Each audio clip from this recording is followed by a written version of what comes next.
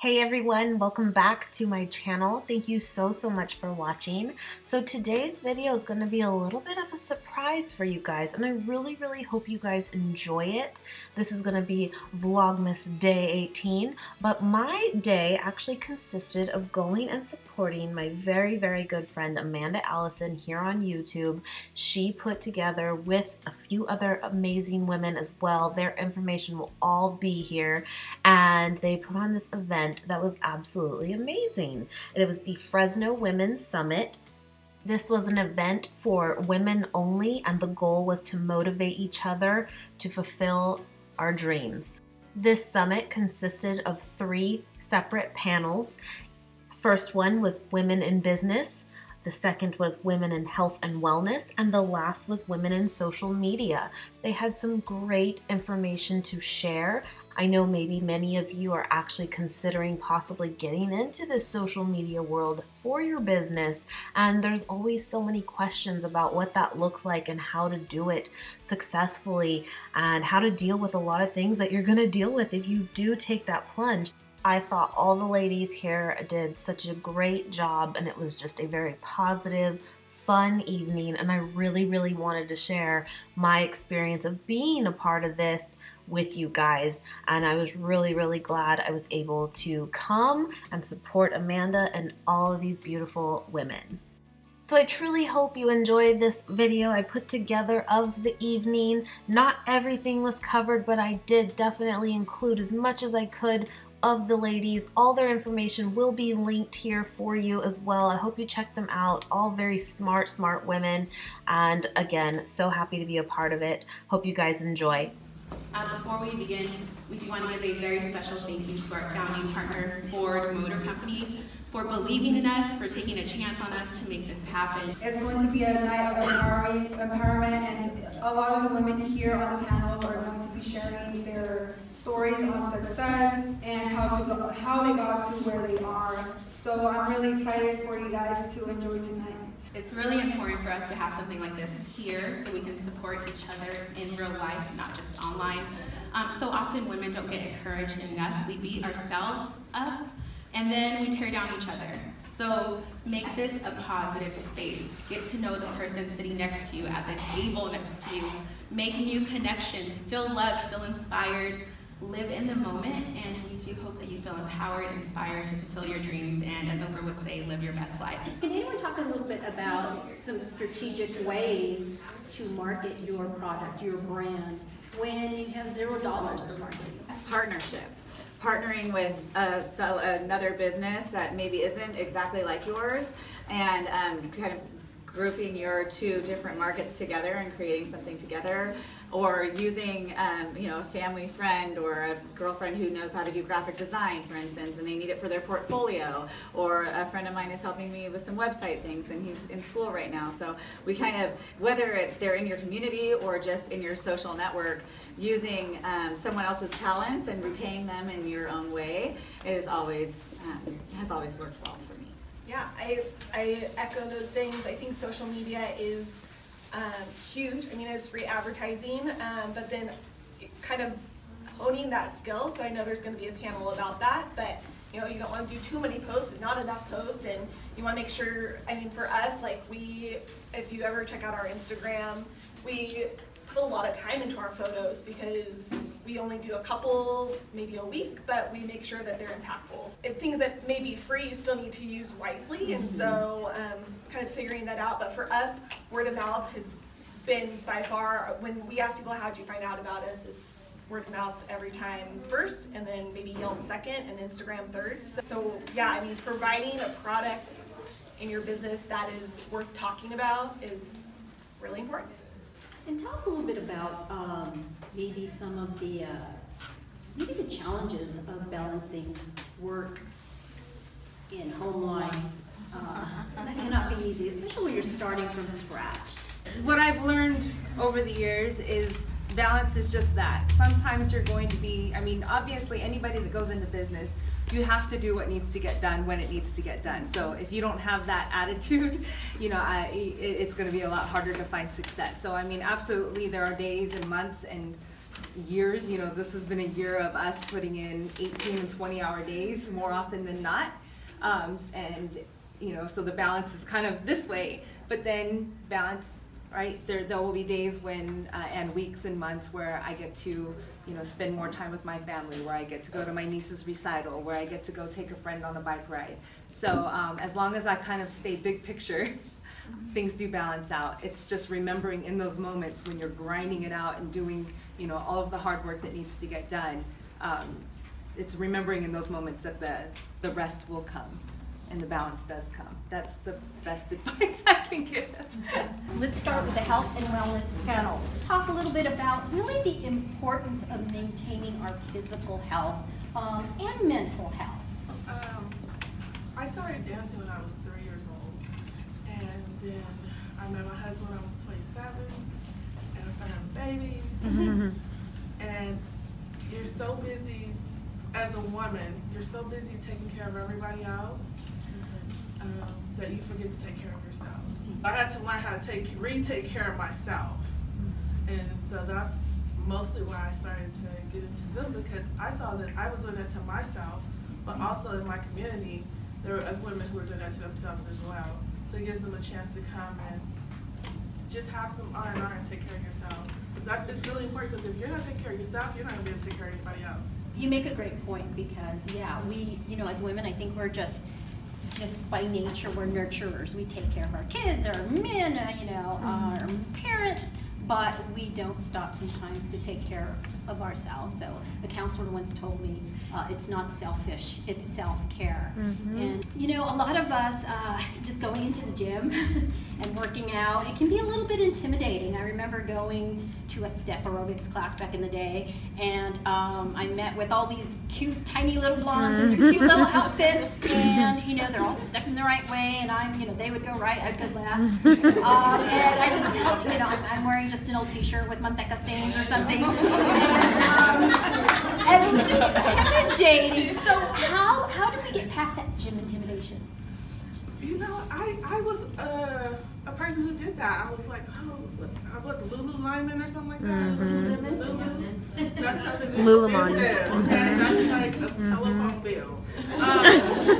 So I would go into the gym and I would see women. I used to go to this place called Bar Method, and those women were, everybody was Lululemon. I mean, there with my house cleaning t-shirt on, and I just had to, you know what, step back and just be confident in me, and that was a part of taking care of me and knowing who I am, and just reevaluating myself also. Like, yeah, I'm a mom.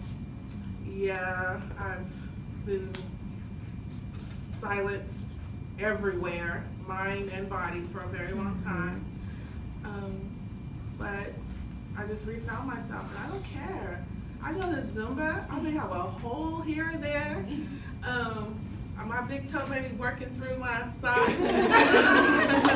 you know, in the midst of working out, but I'm still smiling, and I'm so comfortable, and I want the women to be comfortable. You know, what are some ways that we can, you know, can maybe reduce the fat a little bit? So how I used to be 225 pounds, let me tell you guys that. So I lost 65 pounds, and it's still been a struggle. Every single day it's a struggle. It's not something that you can just change overnight. A lot of us tend to think, okay, tomorrow I'm gonna start by cutting off all of this, I'm gonna throw weight, but as I look back on it now, it's taken about a good, well, actually coming into the 5th year now. It's not so much about making all these sudden changes, it's about making slow changes. And I know that you tend to hear that all the time, yes, eat little portions and all that, but realistically, when I talk to people, you have to really set a realistic goal. You have to start, okay, well, I'm gonna meal prep for my days that I work, Monday, Wednesday, Friday. Those days I'm gonna plan out my breakfast, lunch, and dinner, and I'm gonna make sure that you have, you know, a full meal for each one. When you look at your food, you should be able to feel good about what you're putting into your body. You shouldn't have to feel guilt after you eat it, right? You shouldn't have to be like, oh man, I just had that, you know, those M&Ms over there, I'm gonna have to do 10 push-ups now. It shouldn't be about that. It should be about knowing how it affects you. So what I recommend for everyone to start, if you're not familiar with nutrition, public library, YouTube, there's so much out there. How I met all these incredible women that I am now, social media, check out some books. That's how I started, and now I'm able to do that with everyone else. But just planning out everything, just like you plan out for your kids, you have to plan it out for yourself too, because if you want to live long, that's what you'll have to do. So you both work in the special education field. Tell us a little bit about the, some of it, when it comes to special education, or if you have a child who has special needs, are parents or kids themselves just worried about being labeled? Is that a concern? And how can we overcome that? That it's okay if someone needs some extra help in the classroom. It really is, and I think one of the things is this year we're both school psychologists intern, and in order to be able to do that, you do a lot of testing, and we're doing a lot of initial evaluations or triennial evaluations. And one of the things is that I've noticed to be increasingly difficult is when you do an initial evaluation. So a lot of times you'll do all of this testing, and it's like adding pieces of the puzzle to make a whole picture of the student. And then you say, okay, mom and dad's interview, that's one piece, teacher interview is another piece, and you put it all together. And when you're going through the report and the presentations, the parents are like, yes, this makes sense, yes, this makes sense. And then at the end, it's like you end up giving them an eligibility criteria and saying, okay, now your child has autism. So one of the things that I think that we both do is really helpful to parents is that a lot of times when I know that this is somebody that may qualify, we set meetings aside with parents so that they're not hearing this information for the first time in front of an IEP team with like 15 people in the room. So, and being able to know that this is also similar to grief, because sometimes parents have to, it's a grieving process because they see their child and they're like, okay, so now they have a label, how is that going to affect them for the rest of their life? But also reminding them that even after giving the child a label, they're still that awesome kid that they were 5 minutes ago. Nothing's changed. The only thing that's changed is that now we have a label that enables us to be able to provide more supports for that student in the school. That's the only thing that's changed. So just reminding them how amazing their child is the best thing you can do. Do you mind if I answer that? I really appreciate that question because I think it's a very valuable question, not only as a mom, I think just as females. A lot of you guys were talking about, just we're care providers, and there is that mommy guilt. But I'm very firm in terms of like boundaries. If you feel like later on you're gonna have resentment, or you're gonna feel upset, or you're gonna be tired, or it's just gonna make things worse, then that's when you know that you need to have a boundary at that moment. For example, if your son or daughter's sick, obviously that's probably not a moment to, excuse me, mommy's going to the gym. I see that you're throwing up, but mommy has to work out. Obviously maybe not in a situation like that, but at any given day, there has to be at least a few minutes that you dedicate to yourself and be able to give yourself that permission to not feel guilty, because a lot of times guilt runs us. Oh my God, I feel so guilty. I actually bought a pair of shoes and I should have went out and I should have done this instead, etc. But as women, as parents, as everything, as businesswomen, everything, you guys have to be able to allow yourself to not feel guilty for the things that you do, because you would never judge somebody else for doing the same thing. If your husband wanted to go to, sure honey, go to the gym, have it here, I packed you a lunch and everything, honey, you're going to have a good time, right? But when it comes to you, why is that not okay? And that's something that I think just a lot of people need to work on, just like mental health. I mean, how many of you guys have ever been to a doctor? Raise your hand. Okay, I won't ask this, or you don't have to answer this next question, but I guarantee you that most of you guys probably never have been with a mental health clinician, because you can't see it, right? If you have a broken leg, you're going to go to a doctor, right? But if you're feeling sad, then what do you do with that? So a lot of times, like, working on that guilt too is a very helpful thing, because if you're able to overcome that, then you're able to be there a lot more for other people, like you were saying. How do you balance your online presence with your family? Because we all know we're sitting in bed at night scrolling, and that, like Pinterest, or you're reading everybody's Facebook post, like an hour can go by with nothing, and you're sucked into your phone or your laptop, especially when your job is social media. And I can attest to it. My kids would be like, why are you always on your phone? I'm like, mommy's working. So how would you say that you balance being on social media and not letting that pull you away from family and friends? for me, I remember I went to a graduation one day, and when everyone's son or daughter would be the one to be grabbing the diploma, the moms would be like this.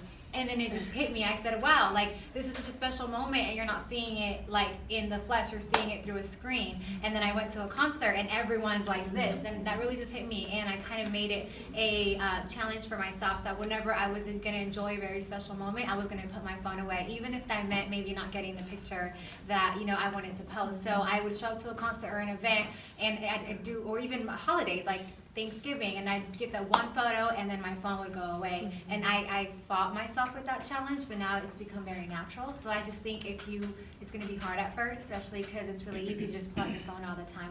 I also kind of tell myself, when I'm home and I'm grabbing my phone, am I doing it because I'm bored? And if the answer is yes, then my phone needs to go back down, because that's not enough reason to be on my phone. I can spark a conversation with my mom, I can talk to my sister, you know, I can go play with my poor dogs that no one's ever home. So like, it's really hard, especially being in this today's society. You can't escape social media. Like, I don't care what you say. I know people that went 30 days without it, but you come back because you have to. But I think it's just having a balance, and once you challenge yourself, it becomes really natural. So that's kind of ways that I've battled that. I sometimes have to remove myself from the house and just, honey, I'm gonna go to Starbucks for a couple hours and just get this post out that I've been thinking about all day. I know exactly what I'm gonna say, I just haven't been able to sit down and do it. You know, so sometimes just removing yourself and setting aside time out of the house to do that non-family thing. And that I can come back home in the home family environment and be present and be there with them. But that's what works for me. I always make a point to take at least an hour break. That's like literally my only break. Well, when I sleep, obviously. And the new thing that I'm doing is not sleeping with a phone right by my bed, which has been so hard.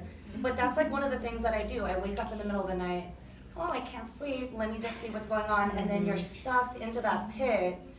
Don't do it. So I try to plug my phone, you know, somewhere that's not close to the bed, somewhere where I'll have to walk away, which by the way helps if you are a chronic snooze button pusher. So I put it, you know, like on the opposite end of the room so that I'm forced to walk out of bed, or, you know, not looking at my phone when I'm supposed to be sleeping. If you are wanting to grow your social media for business purposes, you have to set aside time, say every morning or every evening, for that. Because if you want to grow, you have to treat it like a business. And nobody else is going to do that for you but you. If you are not motivated to do it yourself, nobody else can motivate you but yourself. People can say, oh, you can do it, just sit down time, but you have to make yourself. So what I suggest is scheduling time in your calendar to schedule your media posts. There are certain apps and ways you can pre-schedule all your posts. Facebook has it inside, or you can do it directly on Facebook, and there's other websites that you can do a whole month's worth at a time, so you're constantly out there. You have to always have a presence on social media to be seen. You have to be seen to grow. How would you deal with the negativity that comes to you or people that you know on social media? Because we all know it's easy to hide behind a screen and say mean things. So, and a lot of us bloggers get mean things that say, like, Morgan, you make something. Oh, that's ugly. Why'd you make that? Oh, I wouldn't have used that color. I don't like that color. You know, oh, why are you even a blogger? You're terrible. You know, there's a lot of things. You get something like that. Yeah, you get the meanest things. You're like, whoa, wait a second. I don't even know you. Why would you say that? That's hurtful. We're real people behind the computer screens. We're real people running businesses. So how do you deal with those negative people? I think you have to know that when someone attacks you that doesn't know you, that speaks highly of them that speaks on them more, that they're dealing with issues. And a lot of the times that, you know, when I feel like I'm just gonna have fun and entertain this person and argue back, I can tell you I've had a few situations where that person will DM me on a more private scale and be like, you're completely right. Like, I touched a very sensitive topic, you know, or I'll be like, obviously you're having a bad day, whatever it may be, I hope you feel better. And I've gotten messages and been like, I am having a horrible day, like I'm taking it all on you. So not everyone that's attacking you sometimes is evil. We all have bad days. I mean, I take it out on my Uber driver sometimes. It's a human thing to do that we don't mean to, but it's true. And I'm not a horrible person. It's just that I'm having a bad day. Sometimes you don't know how to exercise that anger or that sadness. So I really just think it really falls back on you. If you love yourself, there's really nothing that anyone can say that isn't someone important in your life that can hurt you. But I would say from what I've learned, I've had I've cried over comments. It's very real, and but when it's just kind of part of the deal when you choose to put yourself out there, you're going to meet resistance, and you can let it shut you down and let it hit those things, you know, those words hit those places in you that just you want to just jump right back in there, or you want to shut down, which is what I tend to do. I kind of just play this game in my own mind. I just was thinking about it earlier. I'm like, actually, if I meet that resistance when I do something that I thought was a good thing, and it may hurt, I may cry, but that is confirmation for me that that's just that resistance. That's not, you know, you're going to get the haters, you're going to get the backlash, and that's going to propel me farther. I'm not going to let that kill what I've got going on. So that's just what I don't know. That works for everybody, but that works for me. As with growing your businesses and social media presence, what are your guys' favorite apps to use to be seen more? I know I have some personal favorites, but I can touch on that at the end. So, Deanna, what are your favorite social media platforms to use? So I think Instagram is number one, and then we know that Facebook is where the moms are at. We know that the grandparents are on Facebook. So those are the two social medias that a radio station, or at least B95, really takes advantage of. I'm a DIYer and do the whole thing, so Pinterest all the way. I'm on Instagram just personally, and I have my Etsy shop account. Pinterest kind of, when it came out, I was in the midst of the height of my DIY posts, just crafty things, little, felt flowers, all this, little decor things, and Pinterest just shot my blog way farther than I would have ever been without it.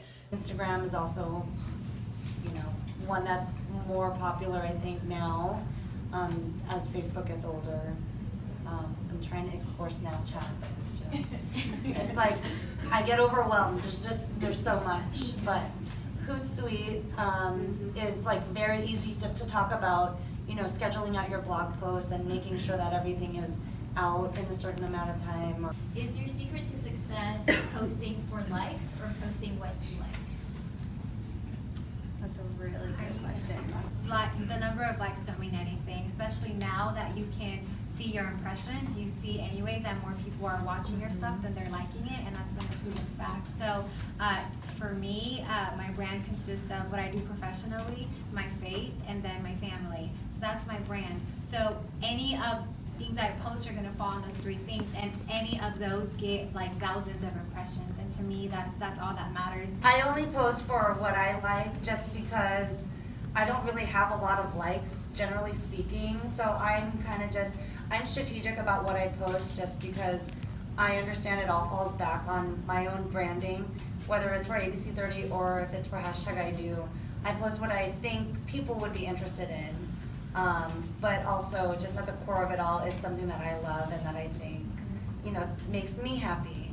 And I think if it makes me happy, I would like to think it would make the people who follow me, would make them happy as well. And everything you post has to go back to your brand. Does it match your brand? Thank you so much for coming and believing in us. You guys really had no idea what you were getting into when you signed up for tickets, but we appreciate your faith. We're so glad you were here, had a good time. Yeah, just thank you so much for coming and believing in us, like Amanda said, and hopefully we can continue to do this, and you guys really inspired us to continue to keep doing this, because there's a lack of it here in Fresno, like I mentioned before, and thank you so much. Right. We hope that you feel inspired and empowered, and that you feel a greater sense of self-love and self-worth. We hope that you walk away knowing your value, knowing that your value is dependent on you and only you. Have a good night.